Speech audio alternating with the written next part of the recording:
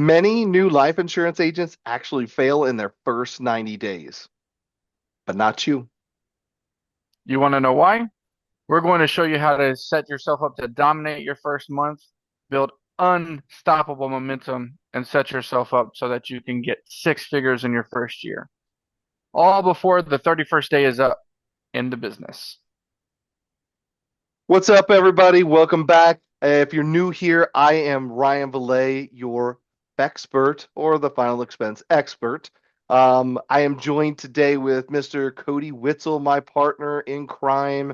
Today, we're going to highlight the importance of the first 30 days of setting yourself up with a strong foundation, making sure that you guys are all set up for success.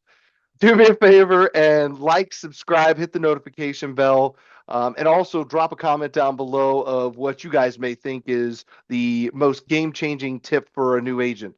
All right, Cody, so let's get into it. So the most important thing to start it all off is the right mindset, and that mindset has to be based around success. What do you feel is maybe the most important thing whenever it comes to having the right mindset for success, Cody? I think a big portion is going to be kind of like double loaded, right? So it's actually treating this like a business and not like a job, but you have to set yourself up like you're working for somebody else, right? Because when you work for somebody else, you work 40 hours, you show up and you do all the things that are asked of you. But when you work for yourself, you can kind of like pick and choose. Nobody's watching. You get to decide if it's 40 hours or not, right? So you need to treat it like a business, but it's your business, like a baby. It's your baby. You need to take care of it, monitor it, and make sure you're doing the right things, right? Um, so I think secondly, we would start to say we need to set some actual goals and boundaries, right? So things that we need to do in a time frame, like let's just shoot for 30 days. Number of leads we want to dial, calls, all those things we'll get into later probably. But just real measurable goals, like you're not going to make $1 million in a month, right? So don't think that that's the goal, but it's about all the small wins that we can stack up here, right? And I would say the next really big thing is staying coachable. So that means a couple of things. So first, we need a mentor or a top performer that we know or we can resonate with, right? I don't recommend you going out there on Google or YouTube and trying to find, 50 different people to follow and listen to. You need to find one or two people that are really somebody that you can kind of mirror. Resonate with. Yeah, resonate with. They have the same personality or talk past maybe as you, and you can kind of get behind what they're saying and you start to believe it that much faster, right? Um, so Cody, did you it's a know that new agents with a growth mindset actually outperform their peers by almost 37%? I did actually, yes. Okay, so just to recap everything that Cody said, you want to treat this like a business. Don't treat it like a job. You want to act as if you're employed, but don't wait for somebody to tell you what to do. You have to take action. Set clear goals. Figure out your why and actually strive for something.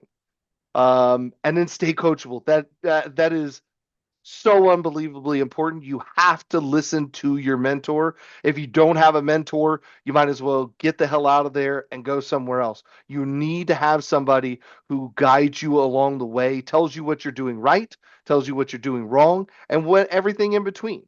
I would say coming on top of that, right? There's going to be some more points that we need to touch on. So like mastering the basics, right? There's some things that we need to master. So what would you think? Obviously, in the life insurance game, there's final expense, there's term, there's whole life. But what do you think that we need to master so that we can be successful in the first 30 days? Yeah, I mean, it really comes down to you have to be very careful what you focus on mastering. You can't be Mr. Know-it-all in the first 30 days. So the one of the biggest mistakes that I see people make is trying to learn everything about every single product. You mentioned final expense, term, whole life. Know the very basics. Again, your mentor will teach you the basics of what you need to do or learn in order to make your first several sales. As you go along and you start running into new situations, you'll learn about different products. Don't try and figure out every last detail about every single final expense product or carrier out there, because you'll learn that along the way. The next thing I would say is whenever it comes down to your sales process, the one thing that you need to be doing is memorizing your script.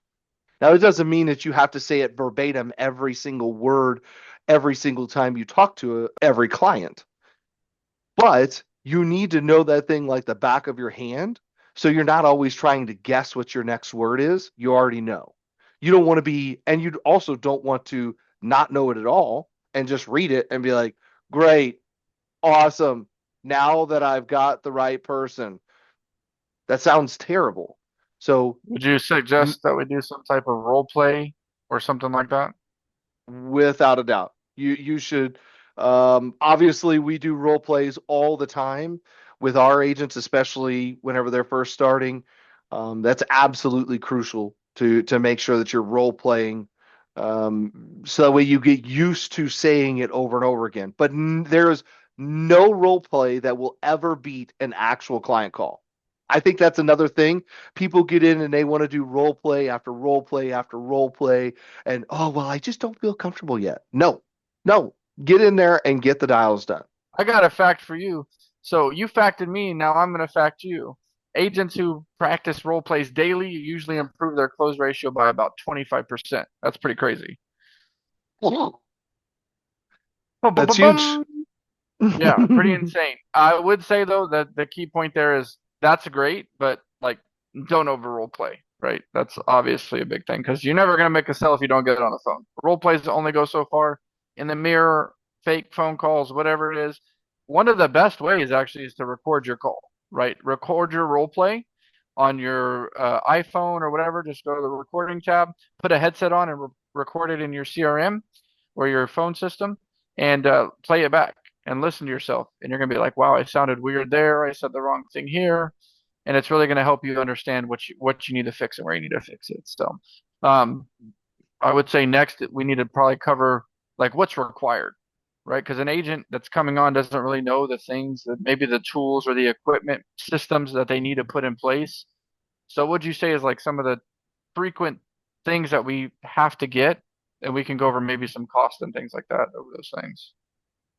So the bare minimum is what's most important, right? So you don't want to come into this having some little 10-inch iPad and trying to work everything off of some little iPad, and then you're writing everything down in a notepad. You need to have something, a decent setup.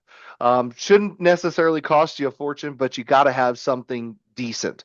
Okay, so whenever it comes down to actual programs, you got to have a good CRM. So that's absolutely key to have a good CRM. Insurance toolkits. That's one thing. A quoting system. You don't have to use insurance toolkits, but it's the one we use because it literally works the best all the time. So you want to have those two things. Very, very important. What do you think is your primary setup? Like, what is the must have? Not a Cody setup, but what is your must have setup?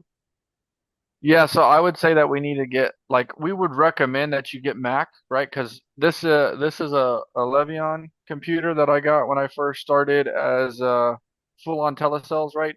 It broke in 6 months, right? It needs drivers replaced there. It's just a cool screensaver for me now. So I would recommend like a Mac.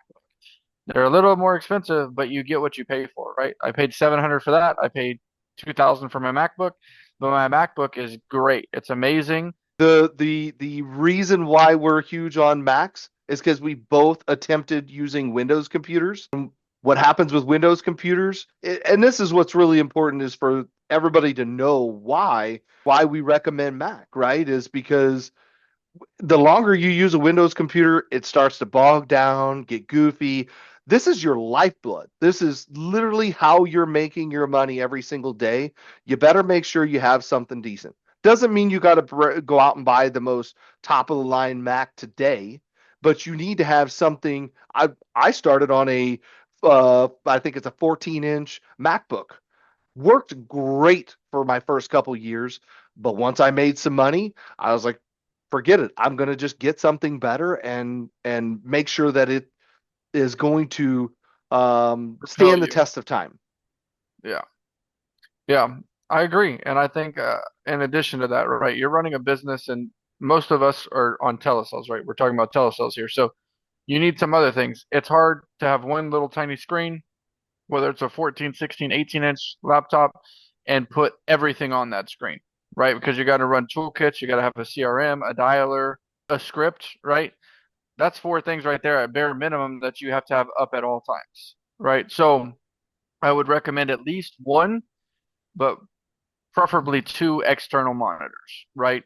Now, me and Ryan have been in the game for a long, long time, and so we have a particular setup, right? Like I run a lot more than that, and he does as well. But remember, this is for you getting started, right? You can build later once you see the money coming in and you got those things. I would say that we also need to recommend a certain amount of states, Ryan. What would that number be? Oh, don't forget the wireless headset. Oh, I want to add that yes. before we forget that. Wireless headset is super, super crucial because there's a couple different things, okay? Headset will give you the freedom so that way you can write down, you can mess with multiple things, get up and walk around if you want. But also, the way we use a wireless headset is we're on Zoom all day. If someone's on a call, they can actually share their sound. They can hear us while we're talking to them, but also hear the client, and the client doesn't hear us talking to them. So it's another advantage to helping coach somebody as they're live on a call. And again, why we advocate so much for making sure that you're getting into the thick of things and actually dialing and not just um, waiting around, trying to make sure you're perfect first. So, yes, Yeah, I couldn't agree more on the headset because this thing has saved my life several times, but I've also helped lots of agents close deals because of a couple of keywords or phrases that we didn't have to talk about after they didn't sell the policy, right? Oh, I coulda, shoulda, woulda said this, or what do you think I could have done that I didn't do? No, we actually tell you right then and there what you should be doing while you're on the phone, and you can just read, like, do exactly what we're saying verbatim, and then it works, and you're like, oh my gosh, I won't forget that next time, right? So it's a huge game changer. yeah. Yep. Um, so minimum amount of states that you need if you're going to do telesales.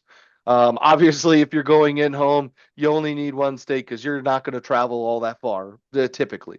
But whenever it comes to telesales, we recommend a minimum of 15 states. Now, that doesn't necessarily mean that your ad cost is going to be super low just because you got 15 states. Sometimes that does help. But what it does mean is that your ad will last longer. It'll give you more availability as far as East Coast, West Coast, Central states, this, that, and the other. So you definitely want to make sure that you have those 15 states and get a number per 15 states, or get a number per each state. That's really important. That's how we run our system is we have what's called branded caller ID. And by having that number within that state, it gives you local presence. So that way, when the client sees it come over, you text it from that number. You've been in conversation with those people through that number. And then on top of it, it looks like you're actually located in that state. You have to have that trust whenever you first start out, so that's exactly why we would recommend that. When it comes to probably the biggest downfall to many, many agents, in my opinion, and that is leads. Cody, do you think everybody should jump in and start learning how to market and create their own lead setup? 150,000% no. As an agent, the one thing you need to do is buy leads and dial the phone, right? Because you got to get in the thick of things. You got to understand how it works. Once you're in a year, maybe 2 years, or you come across somebody that you trust and know that could run your leads for you or ads for you, that would be a great way to do it. But yeah, besides that, you got to either with the right team that provides leads. Right? Like if you don't have an agency that can either run the leads for you or who already has a media buyer of some sort, if you don't have that already, then you might as well just give up because one, lead vendors are really, really struggling these days and are going to continue to struggle with the new FCC rulings. You're going to have one-to-one contact and everything coming in 2025. So you definitely want to make sure that you have somebody who can run direct lead campaigns for you. And again, someone that is very trusted. So we get to pick and choose where we get our inventory from, right? So that's an awesome part of it.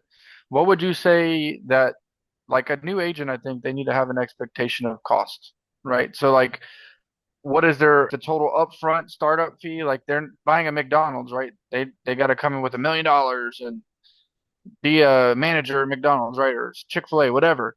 But for the actual startup cost, what do you think that costs for an agent? And then what do you think they're going to have to pay like per month to keep their business afloat? Like whether it's leads or their CRM, all those things, what would you say that estimated comes out to about? Yeah, so let's actually work it backwards. So um, the total startup cost. So first month you get in, you don't have states, you don't have your any equipment, you have absolutely nothing, and you just have a basic literally nothing, right? So $6,200 is what we estimate roughly that it's going to cost for you to truly get started up. So that includes lead costs, that includes your computer, that includes a CRM, and all your other tools. Okay. So to work that back as far as how that all breaks down, so you're looking about $160 for a CRM. We use Ringy. We absolutely love it. Insurance toolkits going to cost you about 35 bucks. A new Mac, anywhere from about 1,000 to $1,500. A monitor, you're looking somewhere between 100 to $150. A good wireless headset, you want something. I'm going to add something in there, and your wireless headset should have what's called a USB dongle on it. I would recommend staying away from the Bluetooth headsets because they love to connect to multiple things. The dongle gives you a direct connect to that dongle. You don't have to worry about other interference. They just seem to work much more seamlessly most of the time. Um, Now the states. So we mentioned 15 states. What's that going to cost you? Every state has its own individual cost, but our recommended states cost $1,500. Okay, so you have say you have one state and you get 14, just call it 14, $1,500. Leads costs. If you're running standard Facebook campaigns, you want to have a lead spend of about $700 per week. So all total, again, you got that equals to $2,800 per month. So in your first 30 days, you're looking at about $6,200 of an approximate startup cost. And then about 3,000 a month on an average spend, I'm guessing is what you're saying there. Yes. Yeah, 3,000 per month to keep everything up operational to actually run your business. Okay. I mean, that's not bad, right? When you think about the other businesses out there that a lot of people want to, a big reason a lot of people can't start their own business is because capital, right? They have to get an investor or get a business loan, or you could go get a $10,000 credit card at Capital One for like 2 years, no interest, right? And at least give it a try. We would recommend that you do have some type of line of credit. I would also, iterate that, right? It's important that you have some line of credit because you don't want to be taking this from your savings to your checking to your savings to your checking every week, and it takes you, let's just say, 10 days to make your first sale, right? You don't want to put yourself in that position where you're stressful and then you're what we call searching for the money, right? You got commission breath. So a line of credit really helps that because you don't really see the bill for 45 days. So if put a couple things on there, get your Best Buy card, get your new MacBook, and it's $100 payment, you're not worried about $2,500 coming out in a 2 week span from leads and your MacBook and everything all at once, right? So really, really would recommend those things if that makes sense. Um, So let's do this. So I think that really knocks out all the costs and everything. Let's talk about focusing on your actual daily metrics. So whenever it comes to daily metrics, where do you see that the biggest focus needs to be? Like, what do you need to track? What should you be doing day to day? So I would say for like a new agent, it's going to be different than an experienced agent, right? So for a new agent, the only thing you need to be doing is being on the phone, right? So dialing all day, every day. Okay. And that means you have to have a dial goal, right? So all of our new agents that come on have a minimum dial goal of 250 dials per day. So what that means is every lead that they get, they triple dial them. So the lead is called three times, right? So each lead they dial three times, one time a day, not 10 times a day, but one time a day. And they do that 250 times.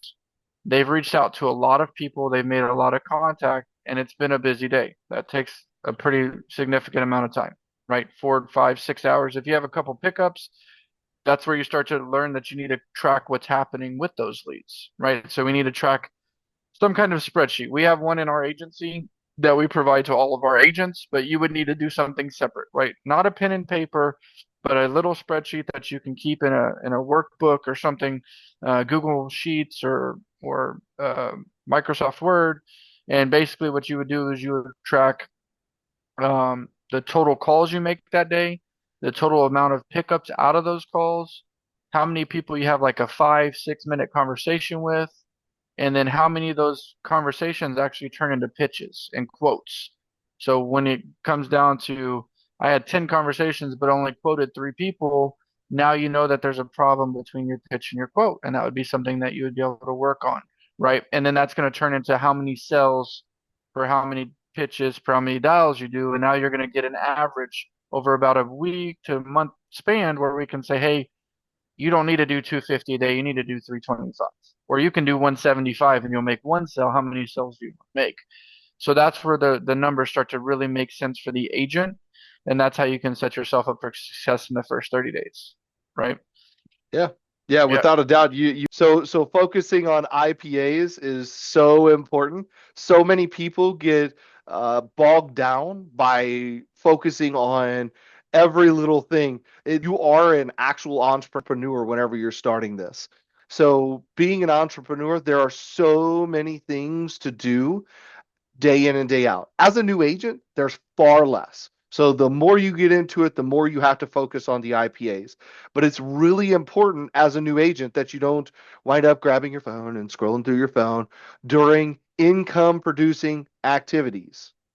So if you're sitting there dialing, just stay focused on what you're doing, right? One of the things that I do to help me stay a little more focused is I actually have some kind of calming, quiet music going on in my headphones. And that's the nice thing about having wireless headphones that the client can't hear is I hear that while I'm on the phone with them. So really important to make sure that you're focused on those IPAs. So just remember that as you're working every single day, activity equals results. Even if you're getting no's, you're gonna be one step closer to a yes. We all get actually kind of excited when we get to 10 no's because we know that yes maybe it is most likely in that next call. It won't be much longer and we're going to get that yes. So talk a little bit about building a routine. You're really good about this, Cody. Working on a routine. You got to have something that truly supports success. So talk a little bit about that. Yeah. So I think it's a mixture of a few things, right? So for me now versus a new agent, it's completely different, right? Like just like you were saying, lot less responsibilities as a new agent, but I would say your schedule is the number one most important thing, right? And he says IPAs, I say MMAs, money making activities, right? So that to me is what's the thing that's going to make you money? The person on the other side of the what? The phone. So you got to stay on the phone all day, right? So picking up your kids from school or going to dinner with your wife or chores or practice for the kids or whatever it is, you need to make sure that that schedule reflects, no matter what that schedule looks like throughout the week, it reflects you getting that dial goal per day, right? So if it's 250 a day, and you have three things to do, then you either need to come in a little early and start working on like East Coast time, right? And try to dial those people early so that way you're getting ahead of that. That's when you think about the states you need to buy, right? You should probably buy some East Coast and some Pacific states because you might be Central Time and it might be 6, 7 o'clock here, but they're barely getting off of work in California, right? So that's going to help you understand the difference in the time zones that you need to work, if that makes sense. So, but just dial, right? And then we need to talk about personal growth because you can't just be 100% good at this, but then when you leave your office, you're slacking at being a dad or a mom or a husband or wife or a helper, right? Or a coach or whatever you do because this isn't 100% your whole life, right? So we got to get you on like maybe some podcasts or reading some books. I don't say, you need to get up at 3 a.m. and do a cold plunge and do a 6 mile run and then go to the gym and then take a shower, right? I'm not saying do all of that, but like for me, it's I do a walk in the morning or workout. So every other day I walk, every other morning I work out. I read Bible scripture and I do a meditation, right? That for me is what I need in the morning. And I multitask. So like Ryan listens to music, I have an iPad on my desk where I watch shows and movies while I work the whole day. Literally, I just press play, I turn on a Lakers game or whatever, and I have it on low volume, and it keeps me occupied to keep my focus like, man, this phone is just ringing, no one's talking to me, and get in my head, right? So we need to get those personal growth things built up in you so you have confidence and you know that other people aren't succeeding all the time and every no is a yes, right? Every no builds a yes for you mentally. And don't let yourself get down. A lot of agents fell out of this business because they get down on themselves and they think it doesn't work, right? Um, that would be my key things right there as far as building a routine, right? I'm going to add one extra thing there. So it is really important to incorporate rest and recovery, right? You definitely want to avoid burnout. Cody's actually far better at this than what I am. And as you start to build things, we're building an agency now, and as you start to build things, more and more things start to stack up, and so you start to feel more and more pressure. I work pretty much 7 days a week most of the time trying to keep up with it all. And it's really important to find the relaxation time. You got to kind of shut off and get away from work. As a new agent, it's very easy to get burnt out because, like Cody said, you hear that dial constantly dialing, and you just get in your own head. You gotta shut off. It's okay to dial. Would you agree, Cody? You dial from 8 to 10. You take a 15-30 minute break. You dial from say 10:30 to noon. You take an hour lunch. It's okay. Then after lunch, dial 1 to 3, or 1 to 4 maybe. Try to really take that long span. Then take a little bit of time off. Maybe you even take a couple hours off with the family, and after supper, maybe you jump back on the dials if you didn't hit your dial goal or your sales goal for the day, right? So I totally agree. And I think that the number one thing is that you gotta set these non-negotiables, right? Like the dial goal. Um, because if you don't, it's going to slip and get away from you, right? And I think that's an important thing. If you're a new agent and you want to be successful, this isn't a part-time gig, right? You got to come in here and you got to say, I'm going to do everything I need to do to be successful, right? And something that I missed that I want to touch on is organization, right? If you have 50 papers of all these people you're talking to and they're all spread out on your desk and you're like, I'm going to get back to Joe and Bob, I'm going to call him on Tuesday and blah, blah, blah. And you don't have like a calendar that you're setting these appointments on or these follow-ups, or you're not really like engaged in that. I would tell you right now, 60% of my sales are follow-up sales. I don't care what the industry tells you. I don't care about all the YouTube videos you watch and all these people say, if you don't one call close, you're not good at this. I must be horrible because 60% of my sales, and I support three families, and I've been doing this for 4 years, right? So 60% is a big portion of my business. If I didn't have a follow-up game and I wasn't organized and knew who to call, when to call them, I probably wouldn't be here today, right?